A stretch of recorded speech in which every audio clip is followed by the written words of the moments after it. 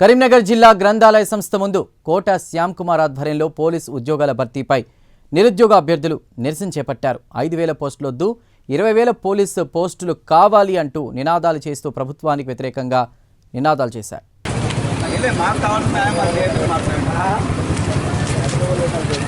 అలాంటి నిరుద్యోగుల నోటిలో మట్టెందుకు కొడుతున్నారని మేము ప్రశ్నిస్తున్నాము.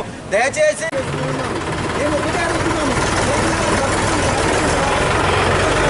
పోలీసు వయోపరిమితి ఉద్యోగుల వయోపరిమితి వెంటనే 5,000 వెంటనే 5,000 వద్దు 5,000 వద్దు 5,000 వద్దు 5,000 వద్దు 20,000 వద్దు 5,000 వద్దు 20,000 వద్దు 5,000 వద్దు 20,000 వద్దు 2 లక్షల ఉద్యోగాలు వెంటనే.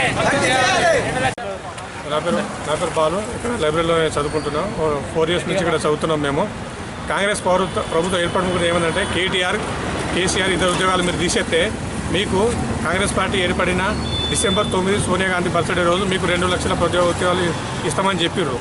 అదేవిధంగా ఇప్పుడు పోలీస్ శాఖలో మొన్ననే 19,000 ఖాళీలునే స్వయంగా రాష్ట్ర డీజీపీ గారే ప్రకటించడం జరిగింది. ఇప్పుడు ఏమంటున్నారంటే మా దగ్గర బడ్జెట్ లేదని మేము 7,000 ఇస్తాం, ఇప్పుడు ఇయ్యం అని చెప్తున్నారు. ఇంకోటి ఏంటంటే ఏజీ అంతకుముందు 34 ఇయర్స్కి 32 ఉన్నదాన్ని 34 కాంగ్రెస్ గవర్నమెంట్ చేసింది. ఇప్పుడు అది జియో నెంబర్ 31 ఏజ్ అయిపోయింది, అది వ్యాలిడేట్ అయిపోయింది. సో అప్పుడు కాంగ్రెస్ గవర్నమెంట్ ఎప్పుడు 4 ఇయర్స్ అయిపోయింది. అప్పటి నుంచి మాకు ఒక్క నోటిఫికేషన్ కూడా లేదు. మీరు అన్నట్టుగా జాబ్ క్యాలెండర్ ప్రకారం మీరు ప్రతి సంవత్సరం మాకు ఒక జాబ్ ఇస్తే మేము ఏజీ రిలాక్స్ అడగపోయేవాళ్ళం. ఇప్పుడు మీరు ఇవ్వకపోవడమే అడుగుతున్నాం. ఇంకోటి ఏంటంటే 19,000 ఖాళీలు ఉన్నాయి, వెంటనే దీన్ని భర్తీ చేయాలి. లేని పక్షాన జిల్లాల పక్షాన రాష్ట్ర వ్యాప్తంగా మేము భారీ ఎత్తున ఆందోళన చేస్తాం. ఇంకో విషయం ఏంటంటే మీరు మమ్మల్ని రాజకీయంగా వాడుకున్నారు. అదే ఏ విధంగా మీరైతే మమ్మల్ని వాడుకున్నారో అదేవిధంగా మేము తిరిగి మిమ్మల్ని నెక్స్ట్ ఎమ్మెల్సీ ఇంకోటి ఎమ్మెల్సీ ఎలక్షన్ ఉంది. ఆ ఎమ్మెల్సీ ఎలక్షన్లో ప్రతి డిస్ట్రిక్ట్ లైబ్రరీ, ప్రతి కోచింగ్ సెంటర్, ప్రతి స్టడీ హాల్లో తిరిగి మీకు కాంగ్రెస్ పార్టీకి వ్యతిరేకంగా అవసరమైతే మేము ఒక రాజకీయ శక్తిగా మారే అవకాశం ఉంది. సో కాబట్టి మీరు ఏదైతే హామీ ఇచ్చారో మేము గొంతెక్క కోరికలు ఏమి అడుగుతలేము. మాకు బంగారం ఇవి, మాకు ఉద్యోగం మాకు ఊకేయి అని మేము అడుగుతలేము. నువ్వు ఇచ్చే అవకాశం ఇమ్మంటున్నావు. మేము 2 లక్షల ఉద్యోగాలు ఖాళీ ఉన్నా నువ్వు ఏదైతే చెప్పినావో 2 లక్షల ఖాళీలు అవి విడుదల చేయి, జాబ్ క్యాలెండర్ విడుదల చేయమని మేము అంటున్నాం. అంతే తప్ప నీ దగ్గర ఉన్న నువ్వు సంపాదించిన ఆస్తిని రేవంత్ రెడ్డి గారు మేము అడుగుతలేము. సో కాబట్టి మీరు ఏదైతే హామీలు ఇచ్చారో దాన్ని అమలు చేయండి. లేకుంటే రాబోయే రోజుల్లో మీ యొక్క కాంగ్రెస్ పార్టీని 100% తొక్కి పడేస్తాం.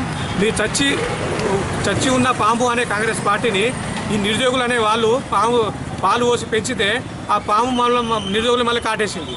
సో కాబట్టి మీకు ఒకవేళ మా నిరుద్యోగుల సమస్యలను మీరు పట్టించుకోకుంటే మిమ్మల్ని రాజకీయ సమాధి 100% మేము చేస్తామని ఈ విధంగా కరీంనగర్ లైబ్రరీ నుంచి మేము హెచ్చరిస్తున్నాం. మీకు బాలు. తెలంగాణ రాష్ట్రంలో నిరుద్యోగుల పరిస్థితి ఎట్లయిందంటే పెనం మీద పోయి పొయ్యి మీద పడ్డట్టు అవుతుంది. ఏ పార్టీని ఎన్నుకున్నా కూడా ఆ పార్టీ నిరుద్యోగులను మోసం చేస్తూనే వస్తుంది.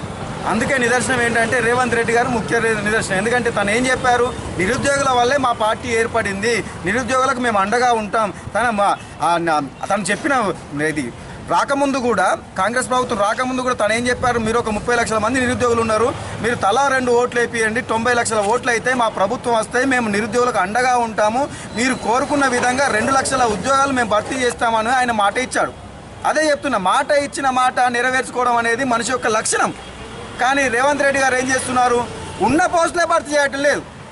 ఉన్న పోస్టులనే దానికి సవరించుకుంటూ 5,000 పోస్టులు ఇస్తాం, మేము 7,000 పోస్టులు ఇస్తామని చెప్తూ ఉన్నాడు. మాకేమైనా బిచ్చం వేస్తున్నారా రేవంత్ రెడ్డి గారు అని నేను ప్రశ్నిస్తున్నాను. పోలీస్ డిపార్ట్మెంట్లో జాబ్ కోసం ఎన్నో సంవత్సరాలుగా కష్టపడుతూ తల్లిదండ్రులు ఎంత తిట్టినా కూడా మేము పడుతూ ఇక్కడ కష్టపడుతూ హాస్టల్లో ఉండి చదువుకుంటూ ఈ రోజు నోటిఫికేషన్ వస్తాయి, రేపు నోటిఫికేషన్ వస్తాయి, ఎల్లుండి నోటిఫికేషన్ వస్తాయి, నోటిఫికేషన్ వచ్చిన వెంటనే ఒక కానిస్టేబుల్ అవ్వాలి, లేకుంటే ఒక ఎస్ఐ అయ్యాలని ఆలోచనతో యువకులు రాష్ట్రంలో కొన్ని సంవత్సరాలుగా పోరాటం చేస్తూ ఉన్నారు, చదువుకుంటూ ఉంటున్నారు. అట్లీస్ట్ న్యాయం చేయాలనే బాధ్యత ఎవరికి ఉండాలి? రేవంత్ రెడ్డి గారికి, ముఖ్యమంత్రి గారికి ఉండాలి. నేను అదే అడుగుతున్నాను రేవంత్ రెడ్డి గారిని. మా 90 లక్షల ఓట్లు మీకు అవసరం లేదా?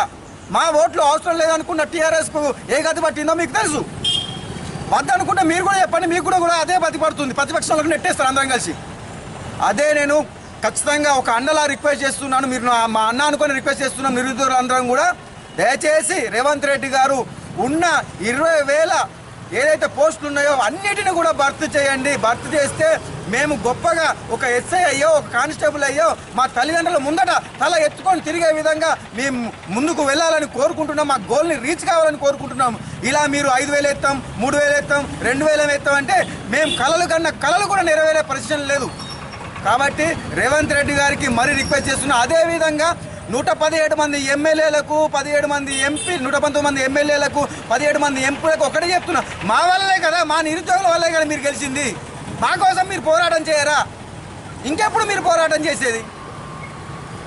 పోవాలి, అసెంబ్లీకి పోవాలి, చాయ్ బిస్కెట్ రాగానే తినాలి, పోవాలి, అంతేనా? నిరుద్యోగులతో గెలిచిన పార్టీ మీది, కానీ నిరుద్యోగుల్ని తొక్కేస్తూ ఉన్నారు. దయచేసి రిక్వెస్ట్ చేస్తున్నాను, అందరికీ రిక్వెస్ట్ చేస్తున్నాను, ఎమ్మెల్యేలకు ఎంపీలకు ప్రతి ఒక్కరికి నేను రిక్వెస్ట్ చేసేది ఒక్కటే, మాకున్న నోటిఫికేషన్లు 20,000 పోస్టులు ఉన్నాయని మీరే చెప్పారు. ఆ 20,000 పోస్టులు భర్తీ చేయండి. మేము కొత్తగా మిమ్మల్ని ఏం అడగటం లేదు. మేము సాధించుకుంటాం అందులో జాబ్స్. మా తల్లిదండ్రుల ముందర తలెత్తుకొని తిరుగుతాం.